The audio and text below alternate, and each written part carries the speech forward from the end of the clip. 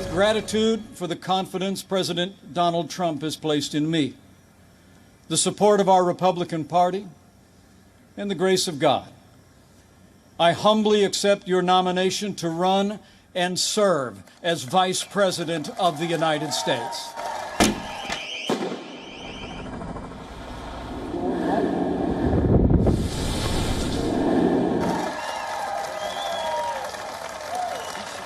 When you consider their agenda, it's clear.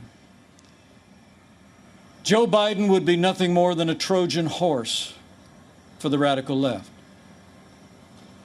The choice in this election has never been clearer.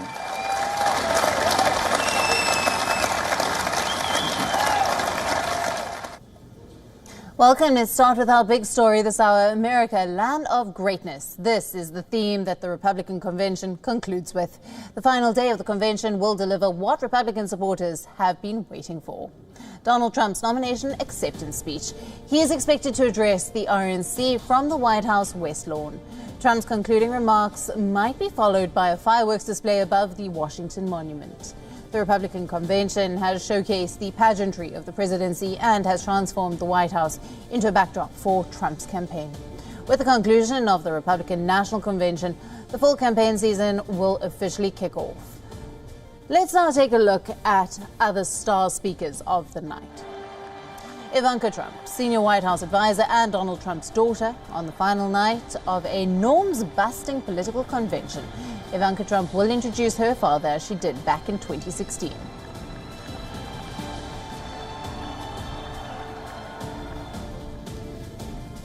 Mitch McConnell, Senate Majority Leader. Earlier, there was an announcement that McConnell would not be speaking at the event. It was later announced that McConnell would tape his remarks for the RNC.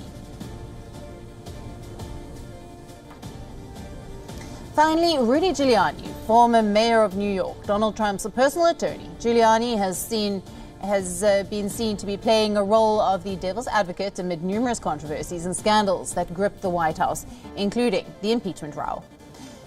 Now, the biggest Democratic election of this year is on the horizon. The United States will go to the polls to elect their next president this November. The countdown has begun. Democrats and Republicans are going into the final stretch of the campaign. Unlike their counterparts, Republicans are holding a part digital, part in-person convention. This despite the fact that the United States remains the worst affected country due to the coronavirus outbreak, with more than 5 million cases.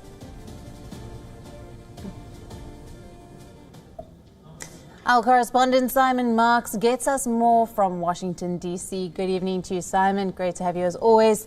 It is the fourth and final night, the big night of the 2020 RNC. U.S. President Trump will formally accept the nomination for a second term. What are we expecting? Well, I mean, it's stereotypical to say, isn't it, that this is the most important speech of Donald Trump's life, but in many ways it is. This is going to be an absolutely vital moment for the president to try and breathe fresh life into his re-election hopes at a time when, regardless of which poll you look at, he is clearly still behind Joe Biden nationally and in all of the major battleground states where this election is going to be won or lost. And he's going to be making this speech against the background of the violence that we've seen in Kenosha, Wisconsin over the last few days following the police shooting of Jacob Blake there last Sunday afternoon and the killing of 2 Black Lives Matter protesters on Tuesday night.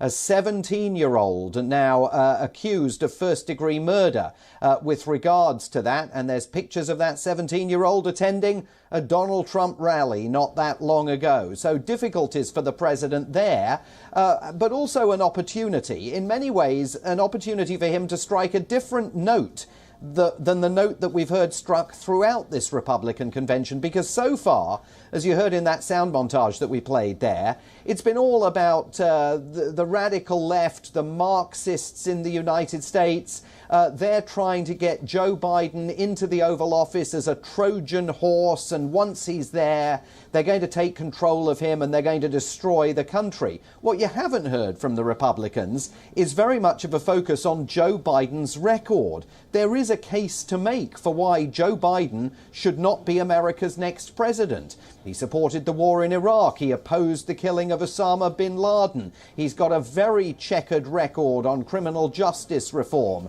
He spent 50 years in Washington and has done nothing, the Republicans could say, to deal with gun violence in the United States or the issues that are bedeviling many of America's cities today.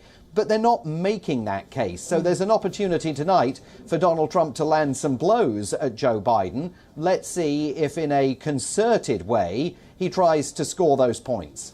Absolutely, Simon. And as you've said, there are huge challenges facing the Trump administration right now. COVID-19, Black Lives Matter protests, of course, which have reignited, and the hurricane.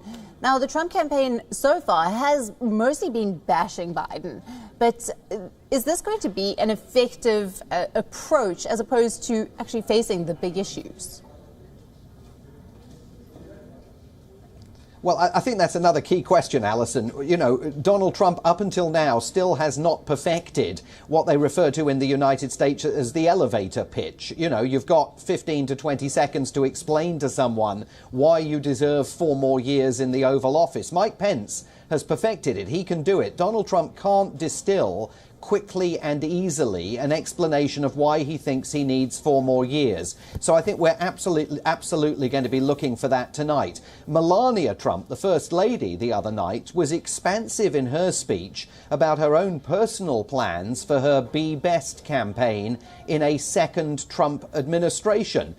Much more. So we currently know more from Melania Trump about what she plans to do with 4 more years as First Lady than we yet really know from Donald Trump about what he wants to do with 4 more years as president. That against the backdrop of the fact that the Republicans decided they weren't going to sit down during this convention and hammer out a new manifesto. They're running on the basis of the last platform from 2016.